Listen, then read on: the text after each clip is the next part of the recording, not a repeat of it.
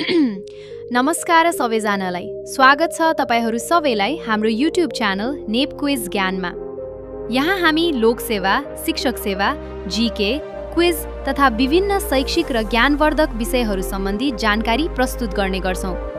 आजको भिडियोमा हामीले रामसार महासन्धि तथा नेपालका रामसार क्षेत्रहरूको इतिहास, महत्त्व, मिति, क्षेत्रफल र विशेषताहरूका बारेमा जानकारी दिनेछौँ। यदि तपाईँ लोकसेवा, शिक्षक सेवा, एक्जाम प्रिपरेसन वा सामान्य ज्ञान बढाउन चाहनुहुन्छ भने यो भिडियो तपाईँका लागि उपयोगी हुन सक्छ।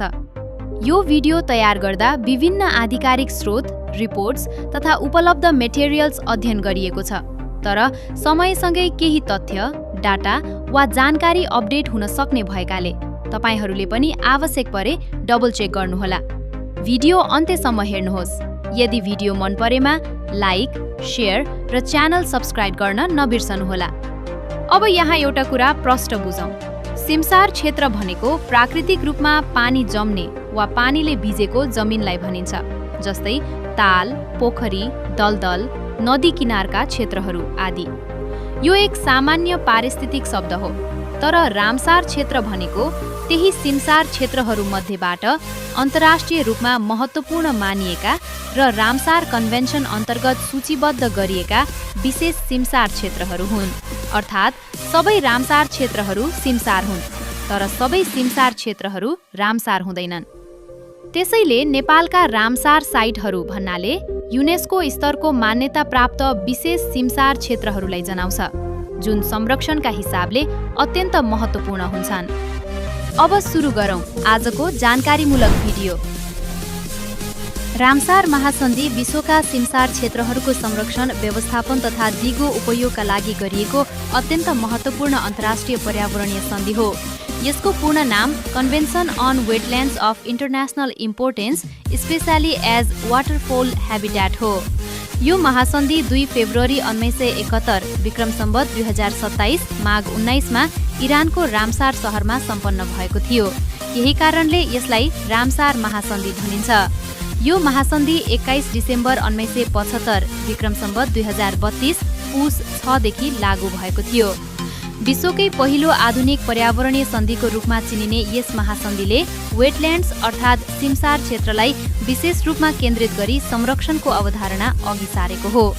यसको मुख्य उद्देश्य वेटल्यान्ड्सको संरक्षण, जलचर तथा प्रवासी चराहरूको वासस्थान सुरक्षित गर्नु, जैविक विविधता जोगाउनु तथा दिगो उपयोगलाई प्रवर्धन गर्नु हो।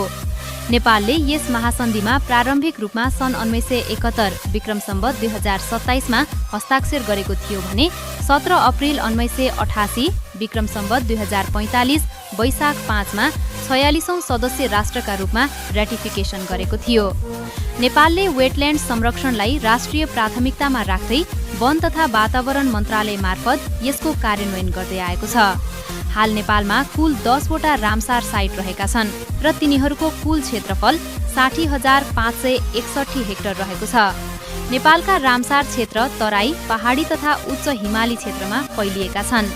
पहिलो कोसीतापु वाइल्ड लाइफ रिजर्भ, जिल्ला प्रदेश सुनसरी, सप्तरी, उदयपुर, कोशी प्रदेश। सूचीकृत मिति 17 डिसेम्बर 1987 विक्रम सम्वत 2044 पुस 2, क्षेत्रफल 17,500 हेक्टर। विशेषता नेपालको पहिलो रामसार साइट। महत्त्व प्रवासी चराहरू, जलचर तथा वन्यजन्तुको मुख्य आश्रयस्थल।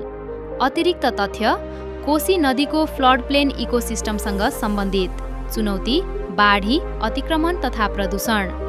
2 20,000 एन्ड एसोसिएटेड लेक्स, जिल्ला चितवन, बागमती प्रदेश। सूचीकृत मिति 13 अगस्त 2003 विक्रम सम्वत 2060 साउन 28, क्षेत्रफल 3,200 हेक्टर। विशेषता चितवन राष्ट्रिय निकुञ्जसँग जोडिएको ताल समूह। महत्त्व गैंडा, चराचुरुङ्गी तथा एक्वाटिक बायोडाइभर्सिटी। अतिरिक्त तथ्य अक्सबो लेक्स र मार्स इकोसिस्टमको समूह। चुनौती इन्भेसिभ स्पिसिस तथा मानव दबाव। 3 घोडाघोडी लेक, जिल्ला प्रदेश कैलाली, सुदूरपश्चिम प्रदेश।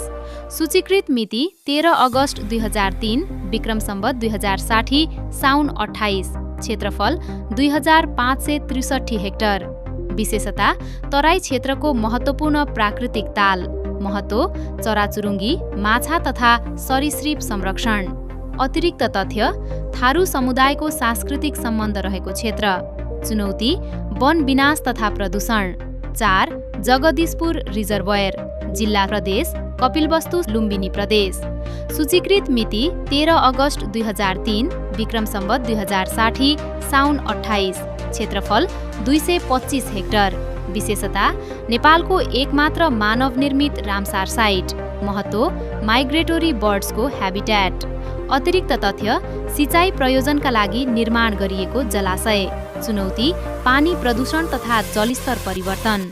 5 गोक्यो लेक्स, जिल्ला प्रदेश सोलुखुम्बु कोशी प्रदेश।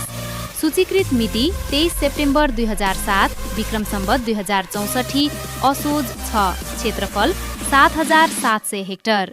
विशेषता उच्च हिमाली वेटल्यान्ड्स, महत्त्व हिमाली जैविक विविधता तथा पर्यटन। अतिरिक्त तथ्य सबैभन्दा उच्च उचाइमा रहेको रामसार क्षेत्र। चुनौती ग्लेसियर मेल्ट तथा क्लाइमेट चेन्ज। 6 फोक्सुन्दो लेक, जिल्ला प्रदेश डोल्पा कर्णाली प्रदेश। सूचीकृत मिति 23 सेप्टेम्बर 2007, विक्रम सम्वत 2064, असोज 6। क्षेत्रफल 494 हेक्टर। विशेषता गहिरो उच्च हिमाली ताल, महत्त्व दुर्लभ वनस्पति तथा हिमाली इकोसिस्टम। अतिरिक्त तथ्य से फोक्सुन्दो राष्ट्रिय निकुञ्जभित्र अवस्थित। चुनौती जलवायु परिवर्तन तथा पर्यटन दबाव। 7 रारा लेक, जिल्ला प्रदेश मुगु कर्णाली प्रदेश। सूचीकृत मिति 23 सेप्टेम्बर 2007, विक्रम सम्वत 2064, असोज 6। क्षेत्रफल 1583 हेक्टर। विशेषता नेपालको सबैभन्दा ठूलो प्राकृतिक ताल, महत्त्व फ्रेस वाटर बायोडाइभर्सिटी तथा टुरिज्म। अतिरिक्त तथ्य रारा राष्ट्रिय निकुञ्जभित्र अवस्थित। चुनौती जलवायु परिवर्तन तथा अनियन्त्रित पर्यटन। 8 गोसाइकुण्ड जिल्ला प्रदेश रसुवा बागमती प्रदेश। सूचीकृत मिति 23 सेप्टेम्बर 2007, विक्रम सम्वत 2064, असोज 6। क्षेत्रफल 1030 हेक्टर। विशेषता धार्मिक तथा हिमाली ताल समूह, महत्त्व हिन्दू तथा बौद्ध धर्मावलम्बीहरूको पवित्र तीर्थस्थल। अतिरिक्त तथ्य लाङटाङ राष्ट्रिय निकुञ्ज क्षेत्रमा अवस्थित। चुनौती फोहोर व्यवस्थापन तथा तीर्थयात्री दबाव। 9 माई पोखरी, जिल्ला इलाम कोशी प्रदेश। सूचीकृत मिति 2008, विक्रम सम्वत 2065, क्षेत्रफल 90 हेक्टर। विशेषता नेपालको सबैभन्दा सानो रामसार साइट, महत्त्व धार्मिक तथा जैविक विविधता संरक्षण। अतिरिक्त तथ्य 9 वटा पोखरीहरूको समूह। चुनौती वन विनाश तथा मानवीय हस्तक्षेप। 10 पोखरा उपत्यका ताल समूह, जिल्ला कास्की गण्डकी प्रदेश। सूचीकृत मिति 2 फेब्रुअरी 2016, विक्रम सम्वत 2072, माघ 19। क्षेत्रफल करिब 5180 हेक्टर। विशेषता बहुताल समूह, महत्त्व पर्यटन, जैविक विविधता तथा अर्बन वेटल्यान्ड कन्जर्भेसन। अतिरिक्त तथ्य फेवाताल, बेगनास, रूपा लगायतका तालहरू समावेश। चुनौती अर्बनाइजेसन, प्रदूषण तथा अतिक्रमण। नेपालका रामसार क्षेत्रहरूले जैविक विविधता संरक्षण, ग्राउन्ड वाटर रिचार्ज, जलस्रोत संरक्षण, पर्यटन विकास तथा स्थानीय जीविकोपार्जनमा महत्त्वपूर्ण योगदान पुर्याएका छन्। विशेष गरी वेटल्यान्ड्सले बाढी नियन्त्रण, वातावरणीय सन्तुलन कायम राख्न तथा प्रवासी चराहरूको संरक्षणमा ठूलो भूमिका खेल्छन्। गोसाइकुण्ड, माई पोखरी जस्ता क्षेत्र धार्मिक तथा सांस्कृतिक दृष्टिले पनि अत्यन्त महत्त्वपूर्ण छन्। हाल नेपालका रामसार क्षेत्रहरू जलवायु परिवर्तन, प्रदूषण, अतिक्रमण, सेडिमेन्टेसन, इन्भेसिभ स्पिसिज तथा अनियन्त्रित पर्यटनका कारण चुनौतीमा परिरहेका छन्। नेपाल सरकारले नेशनल वेटल्यान्ड पोलिसी 2069 तथा national Ramsar strategy and action plan 2018 देखि 2024 मार्फत वेटल्यान्ड संरक्षणलाई अझ प्रभावकारी बनाउने प्रयास गरिरहेको छ।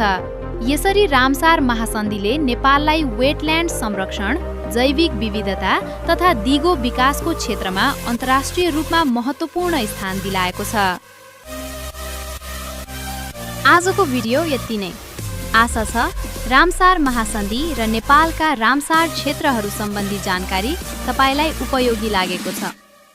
यदि भिडियोबाट केही नयाँ कुरा सिक्नुभयो भने भिडियोमा लाइक गर्नुहोस्, साथीहरूमा सेयर गर्नुहोस् र यस्तै ज्ञानवर्धक तथा एक्जाम रिलेटेड भिडियोहरूको लागि हाम्रो च्यानल नेप क्विज ज्ञानलाई सब्स्क्राइब गर्न नबिर्सनुहोस्।